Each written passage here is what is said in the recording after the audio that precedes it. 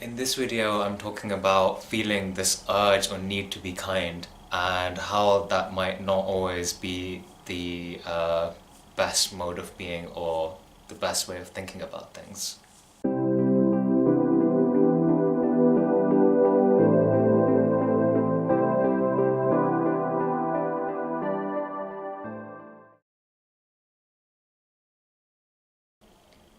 I think a lot of the times when we try to be kind to another person, what we find is that there's a lot of pitfalls which may arise as a result of our attempt to do that. There are a number of issues which can occur. The first issue is that when we're trying to be kind to another person, we don't really know how to be kind to another person. And this person could be anyone, This person could be a friend of yours, or it could be a colleague, or it could be a parent, or it could be a partner.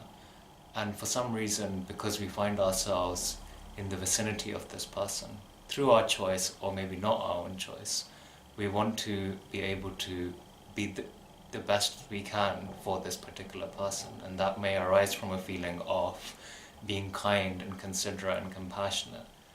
And that's a really noble thing. But when we try to do that, a lot of the times pitfalls can arise.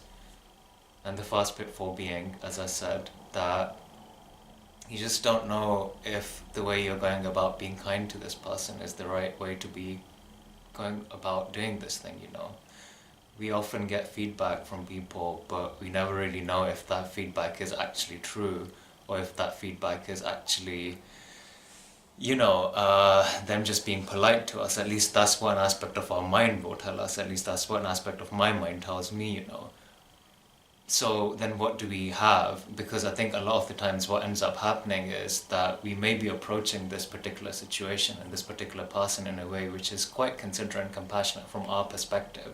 We may get feedback from them, good or bad, and I suppose we can take that, but a lot of the times what can arise is that even though we might be getting good feedback from other people, good, neutral, not bad, no one has sat us down and said, you are being horrendous to me, you're doing this terribly, I'm really upset. No one really says that in such an overt way, And yet when we find ourselves, or when I find myself in that particular position, regardless of the feedback I might be getting, whether good or semi-neutral or semi-good, I actually don't trust that, because there's within me this element which is saying that you're actually not being kind enough, you're not being as caring and considerate as you possibly could be.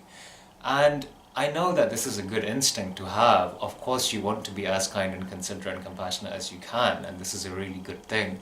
But I wonder if this is stemming from a sense of inadequacy at times, meaning that your only value or the only thing which is worthwhile to you, you may think, is stemming from the fact that you are labeling yourself or perceiving yourself as a kind person, and so as a result, you really want to bank on that quite strongly.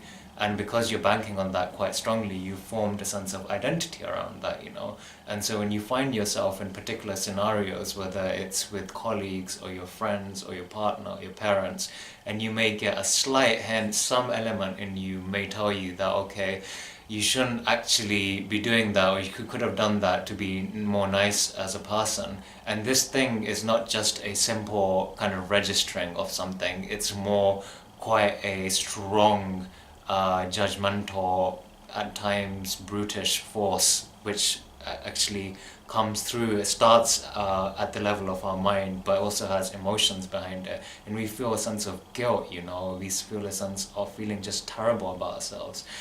And I think this particular feeling can't be possibly helpful, because it just doesn't do any good, because what you're doing then is you might actually be doing genuine good, and you might be getting feedback from other people which is telling you that you're doing genuine good. But instead what's happening is that you're ruminating and you're holding on to the thing which is making you so sad about yourself that it's actually counterproductive. It's counterproductive because when you interact with other people, there's this added pressure placed upon you, which is that you have to be really nice and really caring and really considerate.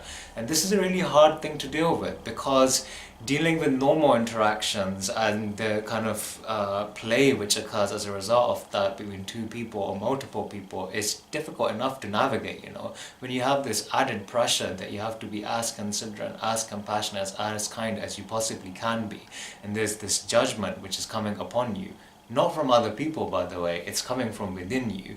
And that might be from your past, but we're not examining that just yet. We're not examining that right now. We're just examining it as it's presenting to you or within you, within your present. And so when that thing arises, it makes things really difficult because there is this, as I'm saying, added pressure which is placed upon you, you know.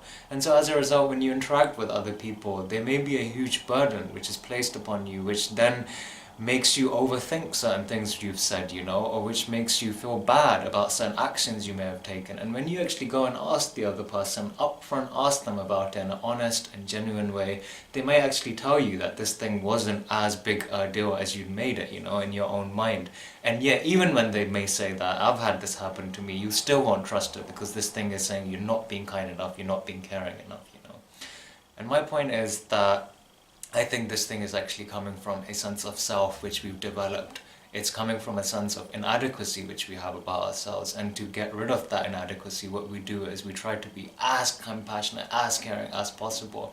Now, there's nothing wrong with doing that, and I think it's a noble pursuit, but when it comes from this place of angst and we really need to do it and we're really worried about not doing it, then I think there may be some other things coming into play, you know, which we may need to be aware of or be mindful of. And so this thing, as it arises within me, I began to notice it, and actually I began to just observe it and just not take it as seriously as I used to before. And so what's happened as a result of doing that is that my interactions with people, whether it's my colleagues or friends or partner, have improved so much. So basically before I would say something and I'd overthink about it for the next 2 days or a whole day, you know, and now the same scenario arises and I know that feeling, which is you said something bad, but I just let it rest because I've examined that situation enough, I've been in those scenarios enough whereby I can recognize that actually maybe the other person is not taking this thing as seriously as you're making it in your mind, you know, and maybe it's not as big a deal. And I can kind of let it go. It's still painful, obviously, because that pattern is still emerging, but I can begin to kind of let it go. I can begin to kind of just release it, you know, and not take it so seriously, not take it as complete fact. And that's been quite liberating, to be honest, because as a result I'm able to communicate with people with a greater sense of ease and a greater sense of calm, and that's quite pleasant, and it makes interactions a lot easier. It just makes it about the interactions. It doesn't make it about me trying to make things right in some way, shape or form, you know, because I'm okay, and the way I'm approaching the situation, I think from my perspective is fine, and from their perspective is actually really fine as well. And I think deep down, as we begin to see this, we will realize that actually this is not as big a deal as we're making it in our minds. Other people are okay. We're not this evil person. Something may have annoyed someone slightly, but it's not as big a deal as we're actually making it up in our own minds. And more deeper than that, I think the idea that you always have to be kind and compassionate and caring to the point that you're actually beating yourself up about it so much that at points it's leading you to overthink about things and really like ruin your state of being, you know, or your state of kind of mental clarity and peace, then maybe what's happening is that I think, this is my perspective, that there may be a sense of inadequacy, and that sense of inadequacy or shame, maybe, whatever you want to call it, is now superimposed with this identity of trying to be a kind and compassionate and caring person. And so then you really anchor on that and try to reenact that as strongly as possible, because when you don't, when that identity goes, beneath it comes that sense of inadequacy, you know, and that sense of inadequacy is like really difficult to deal with. But I think it's maybe healthier to sometimes let go of the compassionate self just for a moment as a sense of experimentation and see what the sense of inadequacy is which we're feeling and examine it. And by the way, I'm not saying this is true for everyone, I'm just examining myself and talking about myself, you know, and maybe you may relate with that, maybe you won't. But the point is that if this is within you as it is within me, you examine that sense of inadequacy And then you watch it, and then you're like, okay, this sense of inadequacy is there, and what's it telling me? Why am I feeling so bad about myself? And what could I do to maybe begin to overcome this sense of inadequacy, you know? But we won't begin to overcome it when we try to superimpose it with these particular identities we formed, which need to be reinforced, and if they're not reinforced, then we feel really bad about ourselves, you know? That's my point.